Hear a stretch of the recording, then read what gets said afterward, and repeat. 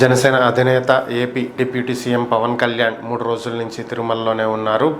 తిరుమల లడ్డు వివాదం చెలరేగిన తర్వాత ప్రాయశ్చిత్త దీక్ష చేపట్టినటువంటి పవన్ కళ్యాణ్ నిన్న స్వామివారిని దర్శనం చేసుకుని దీక్ష విరమించినటువంటి విషయం అందరికీ తెలిసిందే. ఈరోజు సాయంత్రం 4 గంటలకు ఆయన తిరుపతిలో భారీ బహిరంగ సభ ఏర్పాటు చేయబోతున్నారు. ఈ సభలో వారాహి డిక్లరేషన్ ప్రకటిస్తాం అని చెప్పి ముందుగానే తెలియజేయడం జరిగింది. సో ఈ నేపథ్యంలోనే ఎన్నికల తర్వాత పవన్ కళ్యాణ్ నిర్వహిస్తున్నటువంటి మొట్టమొదటి బహిరంగ సభ కావటంతో ఎక్కువగా చుట్టుపక్కల ప్రాంతాల నుంచి రాయలసీమ ఏరియా నుంచి భారీ స్థాయిలో పార్టీ కార్యకర్తలు కావచ్చు, పవన్ కళ్యాణ్ అభిమానులు కావచ్చు తరలి వచ్చేటువంటి అవకాశం కనిపిస్తుంది.